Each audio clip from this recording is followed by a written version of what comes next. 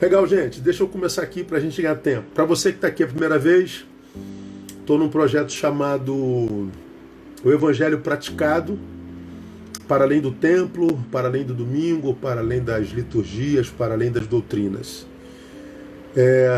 Na perspectiva de que eu penso que quando Jesus veio até nós, ele não veio no sentido de fundar mais uma religião para competir com as grandes. Eu tenho falado sobre isso bem detidamente.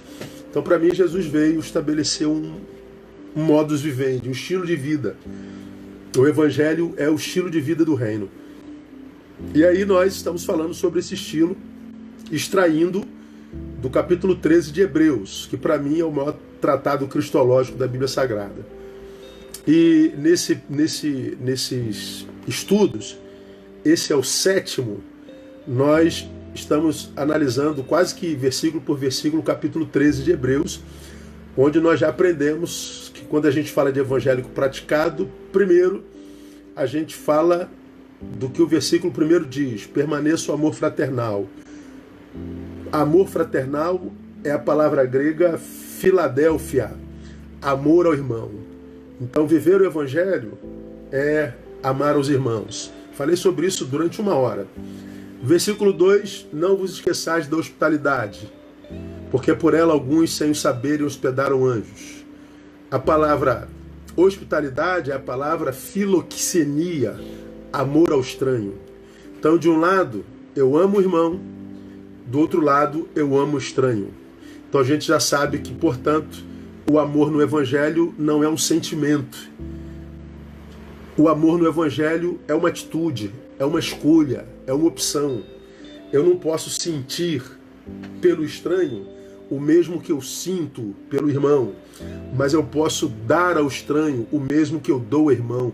Eu posso servi-los igualmente. Falei sobre isso 1 hora inteira.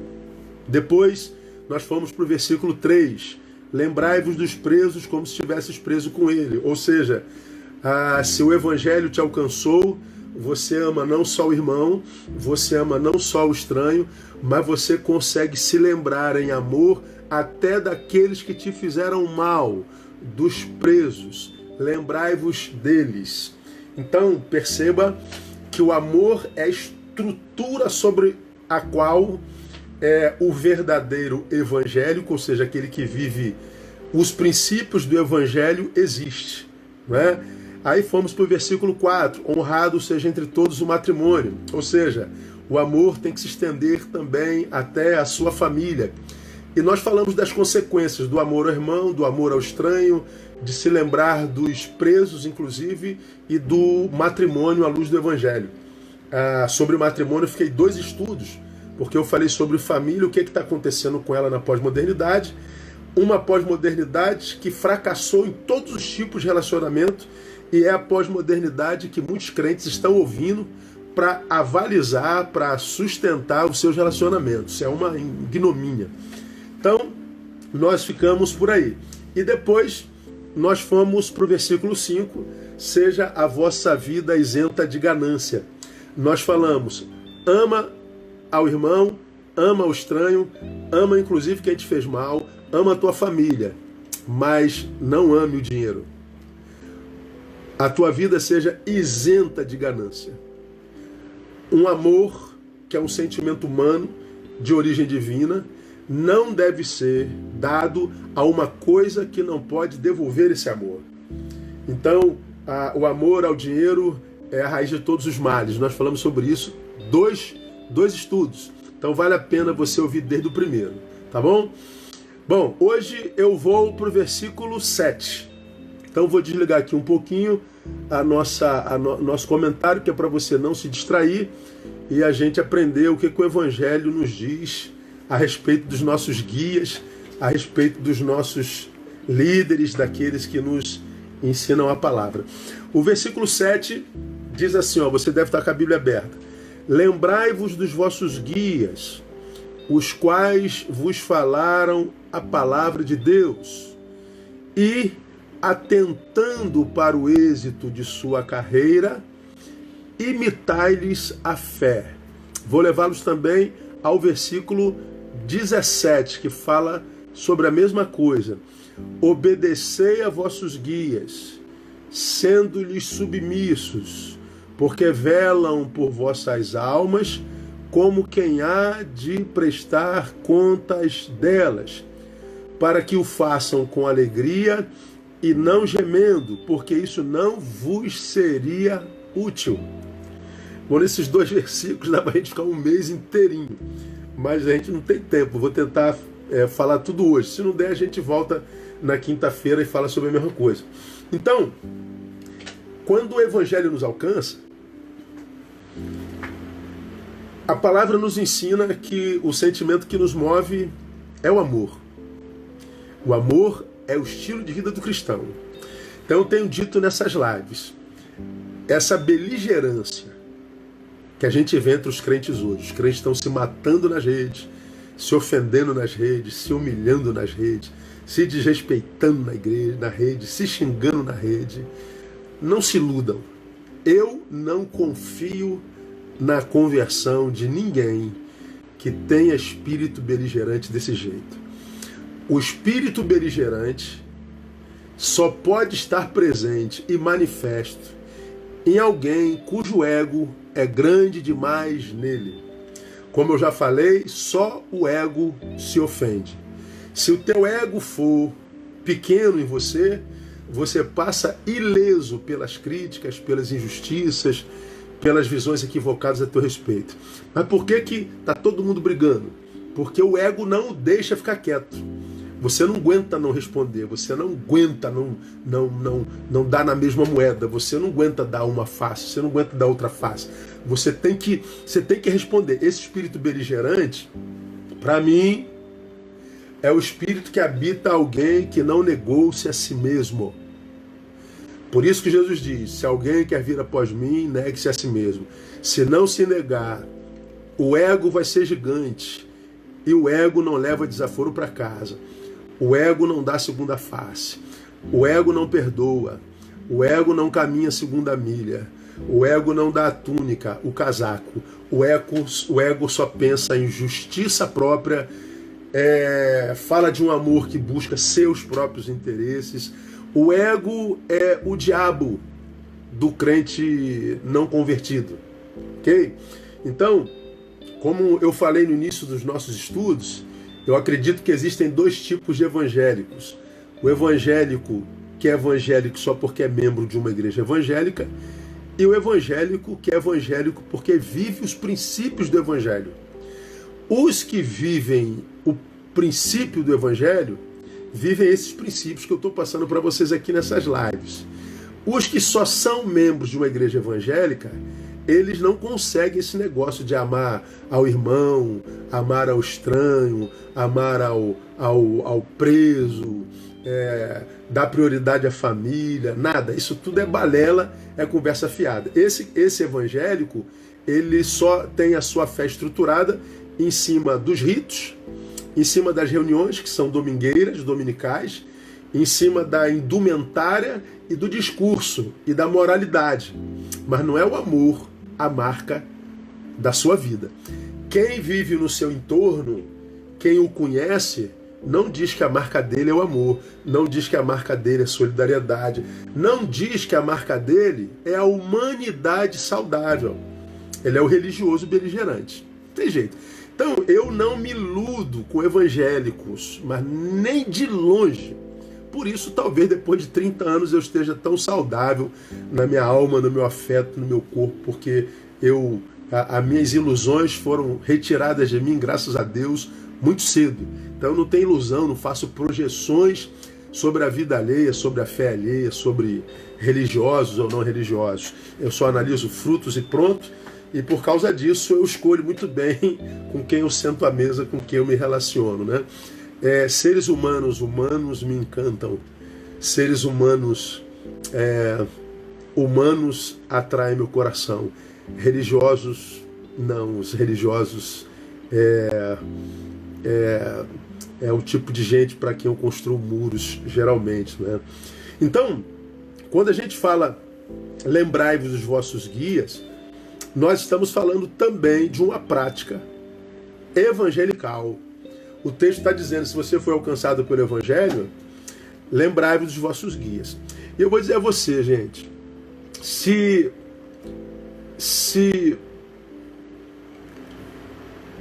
há uma figura que hoje é contestada, questionada pela sociedade, essa figura é do pastor, né? Fala a verdade.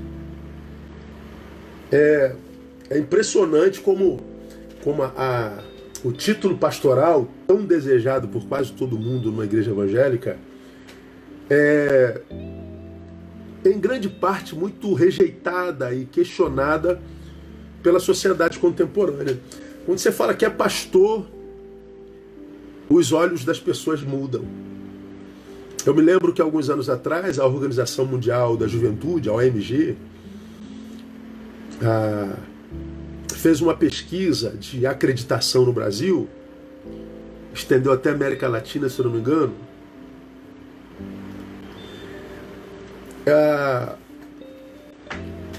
perguntando quais as profissões que têm mais credibilidade no Brasil, que tem a acreditação mais alta. Bom, a mais alta foi bombeiro, como sempre, e depois médicos.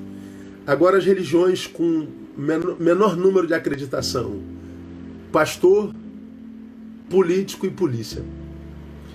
Então, a figura do líder religioso está entre as menos acreditadas pela sociedade contemporânea. Então, só uma figura que é questionada na sociedade é do líder religioso, principalmente evangélico. E, de certa forma, eu acho até que nós merecemos tal questionamento. Porque nós vemos muita incoerência entre os religiosos, principalmente os evangélicos, principalmente da ramificação mais neopentecostal. Não estou aqui estabelecendo crítica, eu estou analisando teologias e frutos. Eu vou mostrar um vídeo para vocês que me mandaram agora há pouco, como tá publicado aí nas redes, e não vou botar nome, não vou botar nada, é só para você ver.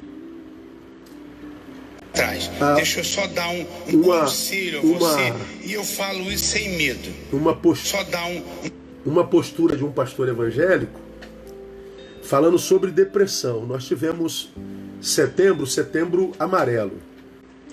Nós somos o 8º país em suicídio no planeta.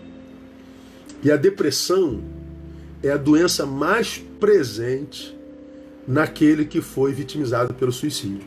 Nenhuma enfermidade está tão presente repetidamente na vida de alguém que suicidou-se ou tentou o suicídio como a depressão. Aí você pega um pastor evangélico que vai para a TV em setembro e faz uma coisa dessa aqui, ó. Vamos ver se vai dar para vocês verem. Deixa eu botar aqui.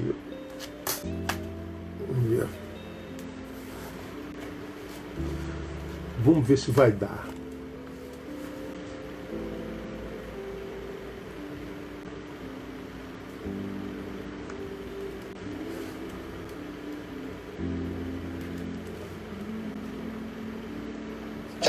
Deixa eu só dar um conselho a você, e eu falo isso sem medo. Eu olhando aqui, olhando a câmera aqui, ó. Olhando aqui, ó. Eu falo aqui, ó, com psiquiatra, psicólogo e psicanalista. Se você me trouxer uma pessoa curada de depressão com remédio, eu pego essa Bíblia e queimo ela. Eu queimo a Bíblia. Queimo a Bíblia e jogo na privada. Porque depressão não se cura com médico e nem com remédio. Só se cura com isso aqui. Porque a depressão é na alma. Vou abrir aqui um pouquinho. Me digam vocês aí se deu para vocês verem. Deu para ouvir e ver? Me digam aí. Respondam aí rapidinho.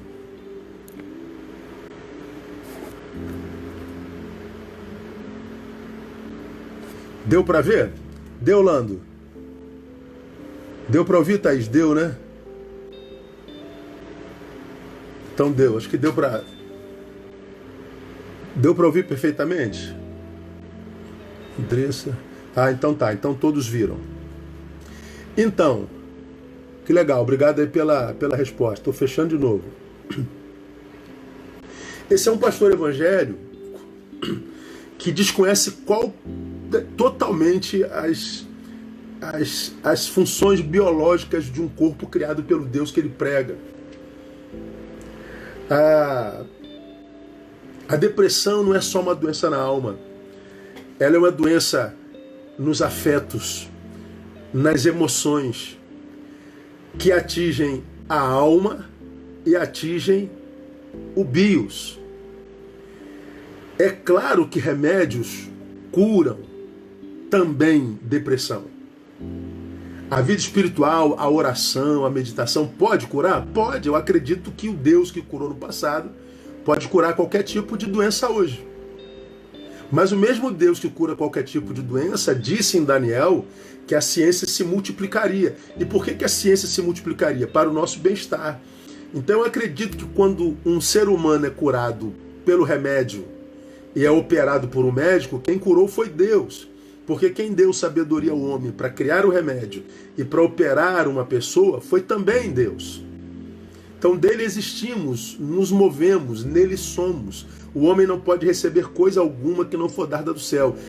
E o que vem do céu, Deus não manda só através da oração, através da igreja. Manda através da medicina, manda através da amizade, manda através da terapia, manda através da boa alimentação, manda através do bom sono, manda através dos bons relacionamentos. Agora, quando a sociedade secular ouve líderes evangélicos falando uma coisa dessa, eles acreditam que todos nós somos assim. Todos nós somos assim. Nós temos pastores evangélicos no Brasil que vivem em cima da indústria do milagre, mandando gente que tem câncer parar de tomar remédio. E um sem número de gente morre porque parou de tomar remédio. E é uma covardia, porque se a pessoa morre porque parou de tomar remédio, quando a família vai repreender, ele diz, foi você que não teve fé. Isso é desonestidade. Então, quando eu falo que a figura do líder religioso ela é questionada hoje, é questionada porque em grande escala, entre nós há muita incoerência. Nós estamos no século XXI, na era da informação, vivendo uma revolução tecnológica, nós estamos no meio dela, e ainda tem líder espiritual dizendo que a letra mata, não incentivando as suas ovelhas a estudarem, porque se estuda se afasta do evangelho. Então dizer que estudar me afasta do evangelho é reduzir o evangelho a uma coisa muito insignificante. Não é exaltar o estudo, é reduzir o valor do evangelho. Então, quando a Bíblia diz que a letra mata, nada tem a ver com estudo, nada, mas nada, não tem nada a ver com nada. Tem a ver com as alianças que Deus fez com o seu povo desde sempre, desde da edêmica, a adâmica, a noética, a mosaica, tantas outras alianças que Deus fez no papel que não vigoraram. Então, é muito mais do que isso. Então, essa nossa incoerência gera muita descredibilidade na figura do sacerdote, na figura do pastor. Infelizmente, quando a gente anda pelas academias, pelas universidades, o que a gente percebe é que na academia eles pensam que o planeta evangélico é um planeta no qual não há vida inteligente. Há muita gente na academia e fora dela que acredita que no planeta evangélico não tem vida inteligente, o que é um equívoco. Há muita gente inteligente, há muitos intelectuais, há muita gente competente, mas nem sempre essas pessoas aparecem. E como a formação do líder espiritual hoje é muito banalizada, qualquer um se torna pastor, porque qualquer um consegue seguidores, botou 2, 3, ele diz que é pastor e por aí vai. Pessoas que estão com a própria vida completamente desorganizada, com um monte de áreas por serem tratadas, conseguem seguidores. O povo segue qualquer um, lamentavelmente. E os prejudicados são eles mesmos. Bom, essa é uma realidade atual Todavia, a Bíblia diz que os nossos líderes espirituais têm seu valor e eles têm seu lugar no projeto de Deus desde sempre.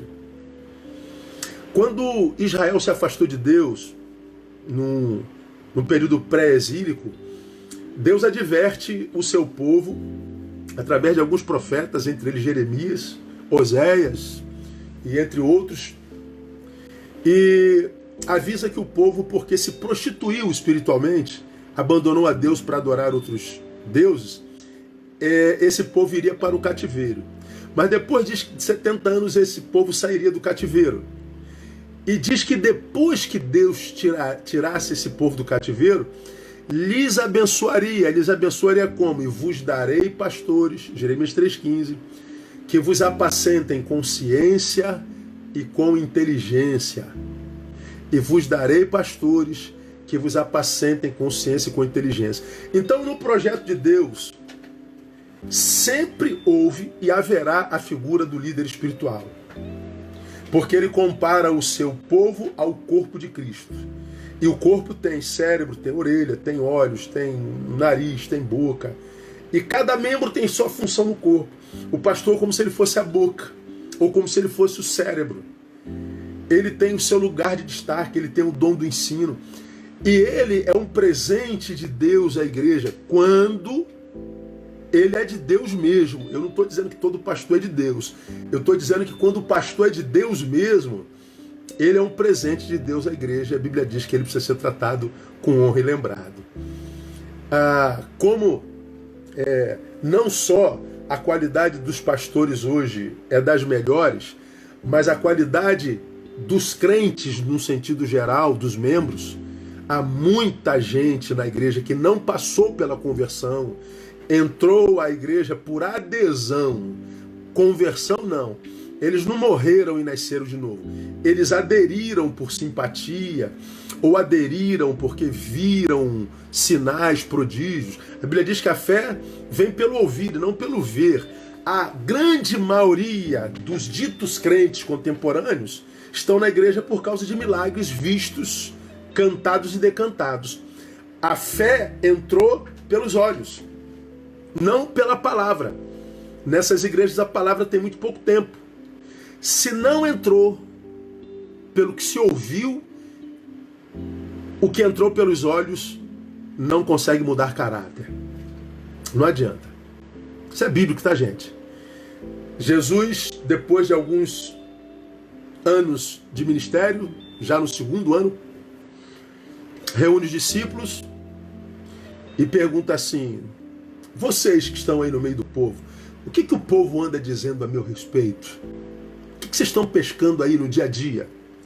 Aí um responde: eu ouvi dizer que o povo está achando que o Senhor é Elias. E eu ouvi dizer que tu és Jeremias. E eu ouvi dizer que tu é um outro profeta. Ou seja, na cabeça do povo, Jesus era a reencarnação de um profeta do Velho Testamento. Ou seja, Jesus ressuscitou morto, Jesus andou sobre as águas, Jesus acalmou a tempestade, Jesus acalmou o vento, Jesus deu vista a cegos, Jesus pôs de pé coxos e mancos, Jesus fez milagres nunca antes vistos na história dos homens, mas os milagres não foram capazes de revelar ao povo quem era Jesus. Milagres não revelam Jesus. Aí Jesus particulariza o diálogo. E vocês que estão comigo todo dia? O que vocês acham que eu sou? Aí Pedro diz: tu és o Cristo, Filho de Deus. Ah, que bom que você entendeu, Pedro. E sabe por que você entendeu, Pedro? Porque foi uma revelação do Pai. Então, a revelação do Pai para nós hoje é a palavra. A fé vem pela revelação do Pai, a fé vem pela palavra. Só que grande parte dos crentes no Brasil hoje não vieram por causa da palavra. Vieram por causa da campanha, vieram por causa do milagre, vieram em busca de cura, vieram em busca de prosperidade, vieram em busca de qualquer coisa. Mas grande parte desses crentes não abrem a Bíblia nem um dia na semana. São ignorantes bíblicos. Então, a culpa disso, em grande parte, é nossa. Porque a gente não prega uma palavra com sabedoria e inteligência que faça o povo se apaixonar pela palavra, que faça o povo ver a palavra e dizer: caramba, que coisa tremenda, que coisa maravilhosa. O crente contemporâneo, ele gosta dos ajuntamentos, ele gosta da cantoria, nada contra cantar não. A gente gosta dos movimentos, a gente gosta de chorar, a gente gosta de arrepiar, a gente gosta da balada gospel. Mas a palavra não é prioridade. Por isso, acredito, os líderes não são tão valorizados como deveriam, porque os crentes não são bem formados. Então eles não conseguem ver a importância do sacerdote, a importância do pastor, a importância do líder. Essa é uma realidade triste, mas verdadeira. Agora, para a gente caminhar na nossa fala, quero mostrar o valor dos nossos guias, dos nossos líderes, dos nossos mestres e pastores, atentando para alguns verbos desses versículos. Veja lá: lembrai-vos dos vossos guias. O primeiro verbo, lembrar. Lembrai-vos dos vossos guias. O que isso quer dizer? Algumas coisas. Primeiro, lembrar pressupõe aprendizado. Por que eu acho que pressupõe aprendizado? Porque eu só posso lembrar daquilo que já é verdade existente em mim. Eu não posso lembrar de algo que não há em mim. Eu só posso lembrar de algo que já existe em mim, mesmo que no momento esteja longe da minha memória consciente, mas está aqui. Então o texto está dizendo: olha, lembrai-vos. Ou seja, lembrar dos vossos guias, os quais vos falaram a palavra de Deus. Primeiro, o texto diz que o guia é o que ensina a palavra de Deus. Não é o que faz milagre, não é o que visita, não é o que passa a mão na cabeça, não é o que cura, é o que ensina a palavra. Tudo mais vem a reboque. Mas, sobretudo, o guia espiritual é aquele que te ensina a palavra. Então, quando o texto diz lembrai dos vossos guias, lembrai-vos não só da pessoa, mas do que essa pessoa te ensinou. Então, lembrar pressupõe aprendizado, mesmo que num momento não esteja na nossa memória consciente. Mas está lá. Por exemplo, olha, quem é de Betânia já ouviu isso algumas vezes. Tem coisas que a gente aprendeu há 30 anos atrás e nunca mais acessamos, mas se startar, a gente lembra. Vou abrir o comentário aqui para vocês comentarem para mim. Se eu cantar essa música aqui, ó. O tempo passa, o tempo voa, e a poupança Bamerindos continua numa boa. É a poupança Bamerindos. Quem se lembra dessa música aí? Dá um tchauzinho aí. Gente, para de pedir para entrar, não tem como entrar. Essa música, o tempo passa, o tempo voa, a poupança Bamerindos continua numa boa. Se você tem menos de 30 anos, você não conhece essa música. Mas se você tem mais de 30 anos, você lembra dessa música. Porque nós ouvimos tanto essa música que ela está dentro de nós até hoje. O tempo passa, você canta aí, ó. O tempo voa, e a poupança Bamerindos continua numa boa. Pois é, a poupança Bamerindos não existe há mais de 30 anos. Mas isso está dentro de nós como saber. Só que a gente não lembrava mais que a gente sabia disso. Eu posso dar outro exemplo, ó. Vou dar um exemplo de mais para cá, mas que já tem quase 20 anos. Para você que tem de 25 para cá, você vai lembrar que é do McDonald's. 2 hambúrgueres, alface, queijo, molho especial, cebola, pix com pão com gergelim. É Big Mac. Essa música tem mais de 15 anos. A gente não canta há 15 anos, mas a nossa memória lembra na hora. Quando a Bíblia diz lembrai-vos dos vossos líderes, estou desligando de novo para você não se distrair, ele está dizendo lembrai-vos do que ele vos ensinou.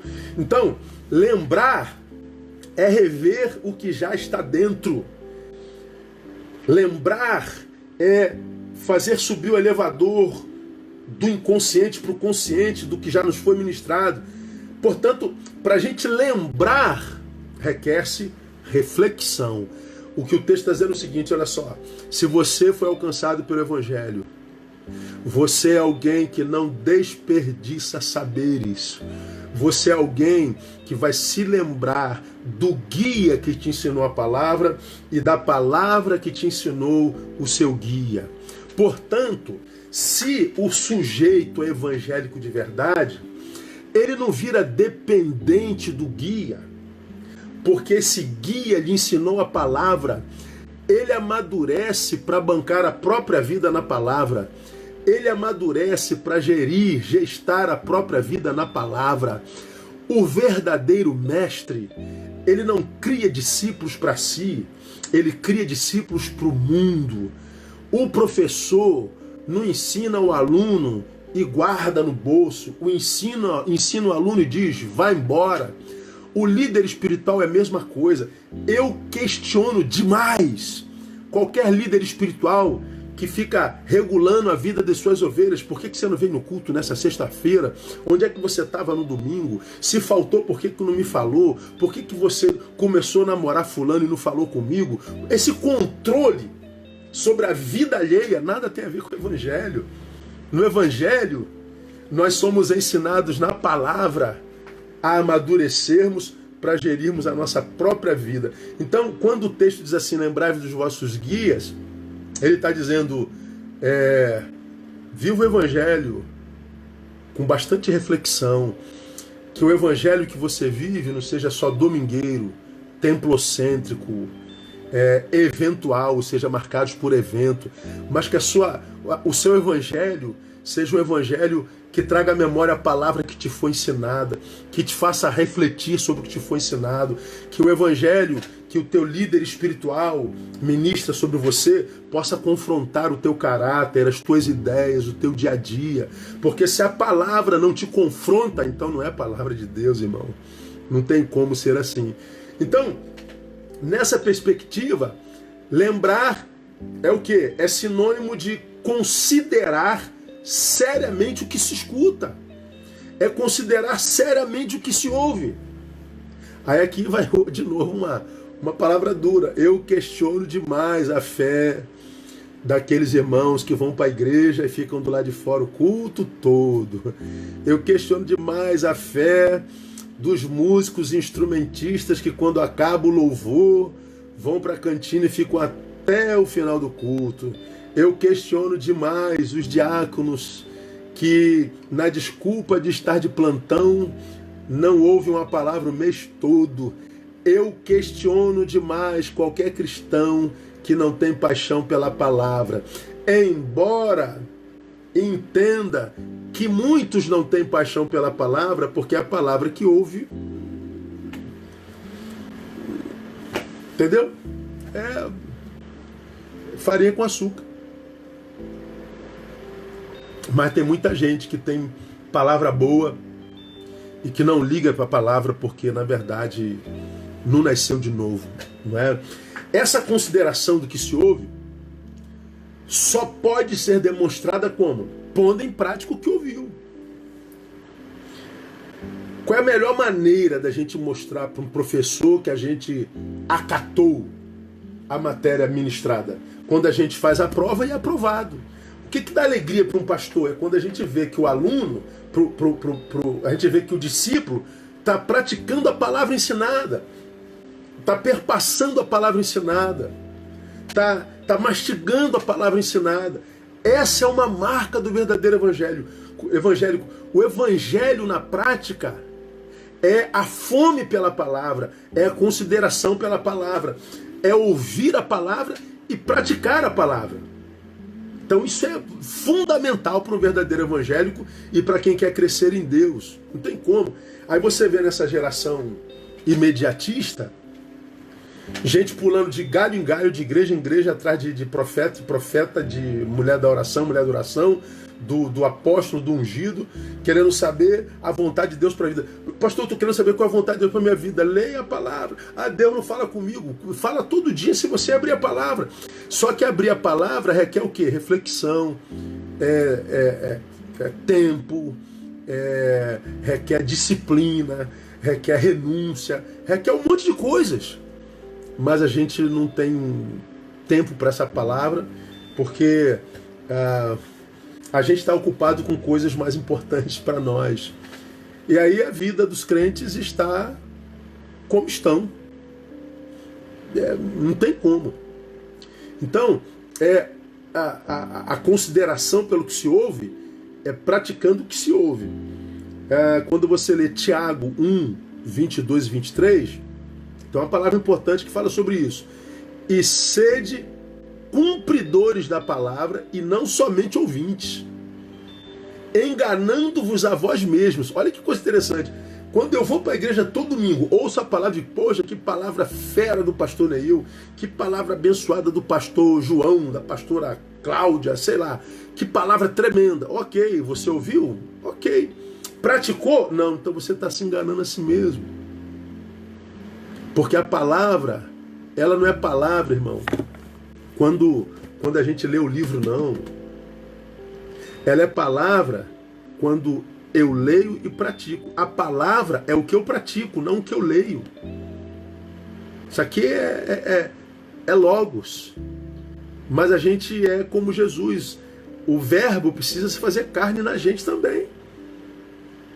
Então é quando ama o teu irmão. Acabei de ler a palavra, permaneça o amor fraternal. Aí eu vou lá e xingo quem discordou de mim. Lembrai-vos dos vossos guias. Eu vou lá e xingo o pastor de quem eu discordei. Pelo amor de Deus, isso é uma hipocrisia, um auto-engano terrível. Mas o pastor falou besteira, falou heresia. O pastor, ok, tu discorda do pastor? O pastor não tem só heresia na vida não, ele tem 200 anos de ministério. Você discordou dessa ideia, talvez porque o que ele falou, que você chama de heresia, tocou no teu podre, tocou na tua doença. Então falta um pouquinho de honestidade espiritual entre nós. Você entende? Então, primeira consideração sobre lembrar. Lembrar tem a ver com aprendizado. Segundo, e é óbvio, lembrar tem a ver com não esquecer. Óbvio, isso é óbvio. Pô, pastor, isso é óbvio para burro. Tá, desculpa pela minha obviedade. Mas lembrar significa dizer não esquecer. E o que é não esquecer? Não esquecer é ser grato. Só isso. É aquela pessoa que chega perto de você e diz assim, cara, eu não esqueço o que você fez por mim. E por que não esquecer é ser grato? O texto diz, lembrar de vossos guias, os quais vos falaram a palavra de Deus. Vos falaram a palavra de Deus. Por onde vem a fé mesmo, irmão? Por ouvir a palavra de Deus. Bom, o pastor, em maior escala, é o instrumento da fé, da vida da maioria dos crentes no Brasil e no mundo. 95% dos crentes no mundo se converteram porque ouviram a palavra através de um pastor. Então, nós pastores temos uma grande responsabilidade na fé que muita gente possui no peito em Deus. Se nós somos salvos pela fé, e a fé vem pela palavra que nos foi ministrada, a fé que salva, em grande e larga escala, chega ao coração do ouvinte através de um pastor. Portanto, muitos de vocês, muitos de nós, somos salvos porque um pastor foi usado por Deus para nos ensinar a palavra. Eu devo muito ao pastor que me ensinou a palavra, pastor Celso Gonçalves de Oliveira, já falecido com o Senhor, um homem sábio, um homem inteligente, um homem estudado, um homem dado à pesquisa, que me incentivou a estudar e pregar da melhor maneira possível, que me dizia para eu não ser qualquer um, para eu alcançar não só as emoções do ser humano, mas o seu cérebro. E foi um grande incentivador e eu sou grato a Deus por ele. Concordei com tudo que ele fez na vida? Não. Discordei com ele algumas vezes? Discordei. E daí? Eu não devo me esquecer de que é por causa dele que eu tenho fé, é por causa dele, depois de Jesus, que eu sou salvo. Isso deveria gerar muito mais gratidão pela vida dos nossos líderes do que qualquer outro sentimento. Muitos preferem nutrir pelo pastor amarguras. A gente ouve com muita frequência: estou muito triste com o meu pastor, estou muito magoado com o meu pastor, eu estou irado com o pastor fulano de tal, eu odeio fulano de tal. Ok, isso é muito comum, mas é muito difícil entre os crentes a gente ouvir: pô, sou muito grato pela vida do pastor tal. Ó, irmão, se tem um povo ingrato, esse povo é o cristão. É muito raro nós ouvirmos um muito obrigado, é muito raro. Claro que a gente ouve, mas é muito raro. A propósito, você alguma vez chegou perto do seu pastor e disse: pastor, eu quero agradecer por sua vida? Alguma vez você deu um abraço de gratidão no seu pastor? Alguma vez você deu um bombom de gratidão? Pastor, um bombom de gratidão ao Senhor. Mas já espalhou que está magoado com ele, já espalhou na rede que você está triste com ele, já comentou para todo mundo que ele não vale nada? Isso é muito comum, né? Aliás, a cultura evangélica, ela é tão negativa que quando no meio evangélico você fala mal de um pastor, ninguém te repreende, não. Você fala mal desse pastor, fala mal daquele pastor, e nesse crente pós-moderno, nos crentes progressistas de hoje, né? Qualquer figura de autoridade é inimiga, não é só do pastor, qualquer um é inimiga. E dos pastores não seria diferente, principalmente se ele não pensa igual a eles. Então é pancadaria o tempo todo, a gente é criticado o tempo inteirinho, o tempo todo. Agora, quando a gente é criticado, quando a gente fala mal de um líder espiritual, quando a gente, às vezes mentindo a respeito dele, fala mal, ninguém diz nada. Agora, se você fala assim no meio evangélico: cara, eu amo muito meu pastor, cara, eu admiro muito meu pastor, cara, eu sou muito fã do meu pastor, pô, eu amo, sou muito grato ao meu pastor, logo aparece alguém na roda e diz assim: ih, ó, idolatria, hein? Você está idolatrando demais seu pastor. Ou seja, quando você ama, você é reprimido, mas quando você fala mal, ninguém reprime. Quando você fala mal, você não se sente mal. Mas quando você vai falar bem, vai elogiar um pastor, geralmente quando fazem isso comigo, dizem assim: pastor, não estou querendo idolatrar não, eu sei que o senhor não precisa disso, mas eu gosto muito da forma como o senhor prega. A pessoa, antes de fazer um carinho, antes de dar um beijo, ele primeiro justifica o beijo, ele primeiro justifica o carinho. Por quê? Porque não é nossa cultura amar, não é nossa cultura agradecer, não é nossa cultura reconhecer, não é nossa cultura dar honra a quem honra. Lamentavelmente. Pois bem, lembrar dos vossos guias é não esquecer. É trazer à memória o que ele já te fez. A Bíblia diz que devemos ser gratos. Ó, só falta 10 minutos, acredita? Passa rápido, né? A Bíblia diz que nós devemos ser gratos. Colossenses 3, de 15 a 17, diz assim, presta atenção: e a paz de Cristo, para a qual também fostes chamados em um corpo, domine em vossos corações e sede agradecidos. Não é uma sugestão, não é uma opinião, é um imperativo. Ser agradecido é uma ordem. O versículo 16 diz: a palavra de Cristo habite em vós ricamente, em toda sabedoria. Ensinai-vos e admoestai-vos uns aos outros com salmos, hinos e cânticos espirituais, louvando a Deus com gratidão em vossos corações. E tudo quanto fizerdes, por palavras ou por obras, fazei em nome do Senhor Jesus, dando por ele graças a Deus Pai. O texto está dizendo gratidão, gratidão, gratidão, gratidão, gratidão e gratidão.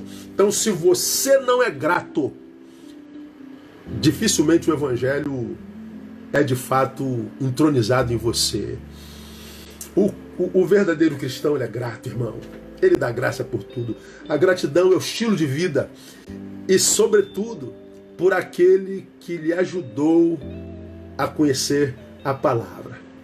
Mas a Bíblia diz também que a ingratidão seria uma das marcas do homem do tempo do fim. A gratidão é uma ordem, mas a Bíblia diz, por se multiplicar a iniquidade, o amor de muitos esfriará. E se esfriou o amor, a ingratidão brota, não tem jeito. 2 Timóteo 3:2, 2 Timóteo capítulo 3 é uma biografia do homem do tempo do fim. Você quer saber como vai ser a sociedade do tempo do fim? Leia 2 Timóteo capítulo 3, depois você lê aí. Você vai ver que é exata, parece que ele escreveu hoje de manhã falando sobre a sociedade brasileira. E uma das marcas está assim, ó, a partir do versículo 2. Pois os homens serão amantes de si mesmos, gananciosos, presunçosos, soberbos, blasfemos, desobedientes a seus pais, ingratos, ímpios. Então a ingratidão seria uma das marcas do homem do tempo do fim. Triste, né? Tomara que essa marca não habite você, porque a gratidão, ela vem da mesma raiz da palavra graça. A palavra graça é a palavra caris. A palavra gratidão é a palavra cariti. Então qualquer um que está debaixo da graça, da caris, é cariti. Todo mundo que está debaixo da caris é cariti. Todo mundo que está debaixo da graça é grato. E eu acho que o primeiro fruto de quem saiu debaixo da graça é ingratidão. Ele deixa de ser cariti. E para a gente terminar hoje, a gente volta na quinta-feira. Lembrar significa não só não esquecer, não só relembrar o aprendizado, como lembrar tem a ver também com honra, pressupõe honra. Lembrai-vos dos vossos guias, os quais lhes falaram a palavra de Deus. Então lembrar de quem lhe ministrou a palavra e dizer, honre esse alguém. Honrar é fazer participante de nossas vitórias. Se você reconhece naquele que te apresentou a palavra alguém que te abençoa, abençoe-o também. Faça um agrado para esse homem. Dá um presente para ele. Paga um almoço para ele. Dá uma camisa para ele. Dá um bombom para ele. Faça um agrado a ele. Materialize o seu amor. Poxa, ontem eu recebi um e-mail de um irmão que deve estar aqui me ouvindo. Falou, pastor, eu queria abençoar o senhor de alguma forma. O senhor está falando das telhas lá do tabernáculo, mas eu não quero dar para as telhas, eu quero abençoar o irmão. Aí ele me mandou um presente que eu fiquei assim, boquiaberto. Eu falei, poxa, meu irmão, muito obrigado pela materialização do seu amor. E que Deus te mantenha com esse coração generoso, porque o coração generoso, a alma generosa, essa prosperará, diz a palavra. Então, lembrar dos guias é fazer ele partícipe daquilo que, através do que ele ministrou na sua vida, retribuir com a mesma proporção. Por essa camisa aqui, ó, foi a menina que me deu, a Nath, é da Adam, né? Eles abriram agora essa marca e me deram, adorei a camisa, tal, veio o tamanho exato, presente. Isso aqui a gente pode comprar, qualquer um pode comprar. O valor não está na coisa, mas na lembrança. Pastor, viajei, lembrei do senhor, trouxe uma isso aqui é da minha mulher, uma lixa de unha. Cara, a lixa de unha custa centavos, mas ele lembrou de você. Você mandou um zap de carinho, você fez um cafuné, você lembrou. Isso anima, isso abençoa. O que você já fez pelos líderes em gratidão ao muito que já lhes ministraram da parte de Deus? É disso que o texto está falando. Agora, até isso hoje é difícil no meio evangélico. Porque quando a gente fala de abençoar pastor, pessoas já pensam, lá vem o golpe, não tem nada de golpe não. É só gratidão mesmo. Quando a gente é grato, a gente presenteia com alegria, a gente abençoa com alegria, a gente compartilha com alegria, a gente se doa. E eu louvo tanto a Deus, por exemplo, pela minha igreja. A nossa igreja está fechada há 7 meses, ainda não abri. E nem vou abrir esse mês, o próximo mês, porque agora nós começamos uma obra trocando telhado. Cara, mas a nossa igreja nunca esteve tão unida. Uma multidão de gente junta, porque nossos trabalhos missionários, sociais, infantis, tudo funcionando, a igreja chegando junto, a igreja participando, a igreja se doando. Eu não preciso estar vendo, não preciso estar coordenando. É o número de voluntários que a gente não tem como botar todo mundo para trabalhar. Essa doação me anima demais, essa doação me alegra. Esse desejo de compartilhar, de se doar, de doar o seu talento, o seu tempo, isso é saúde. Isso é tornar prático o que o pastor tem ensinado. Por que essa igreja funciona como funciona? Porque o pastor prega o que prega. Então, sejam gratos. Eu vou terminar aqui. Na semana que vem, na quinta-feira, eu volto com esse mesmo tema. A gente vai se aprofundar um pouquinho mais. E vamos chegar lá, no 17, que diz: obedecei aos vossos guias, sendo submissos, porque velam pelas vossas almas como quem há de prestar contas a elas. E diz assim, para que o façam, ou seja, velar por suas almas, lhe ensinar a palavra que salva, a palavra que gera fé, que vence o mundo, para que façam isso com alegria, não gemendo. Ou seja, que o pastor faça isso com alegria, sem tristeza, sem achar pesado, não gemendo. Por quê? Porque isso não vos seria útil. Ou seja, quem é pastoreado por um pastor que está gemendo, quem é ensinado por um pastor que está triste, quem é ministrado por um pastor que está se sentindo cansado, vai adoecer como ele. Isso não é útil para vocês. Útil para vocês é ter um pastor que faz isso com alegria, que ensina com alegria, que prega com alegria, que administra com alegria, que exorta com alegria, cuja alegria contagia, entende? Então, quem ganha com isso são as ovelhas, é a própria igreja. Então, cuidado sobre isso. Cuidado com quem tem ministrado sobre a tua alma. Cuidado com quem você faz teu mestre. Cuidado com o espírito com o qual ele faz isso. E, sobretudo, cuidado com a forma como você o trata. Porque no Evangelho nós somos ensinados a honrar a estes guias que nos ensinam a palavra. Diz que nós devemos lembrar deles, imitar-lhes a fé, obedecer. Vou falar sobre isso mais adiante, porque isso seria proveitoso para nós. Então, que Deus abençoe vocês com essa palavra, que essa palavra possa ajudar a você a ter uma relação muito saudável com o seu guia, com o seu pastor, que essa palavra te ajude a amar mais o seu pastor, para que assim você seja ainda mais abençoado no nome de Jesus. Nós pastores não somos perfeitos, não. Temos muitos defeitos. E a vida do pastor não é tão simples como a maioria de vocês pensa. Você que nunca foi pastor, você só imagina o que é a vida do pastor, mas não sabe o que é. Vocês não sabem quantas más notícias a gente ouve por dia, quantas projeções são lançadas sobre nós, quantas angústias, quantas respostas precisamos dar, como que há tanta transferência.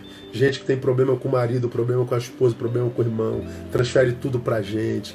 Quantos egos a gente tem que administrar, além dos nossos próprios problemas, fraquezas, necessidades e carências.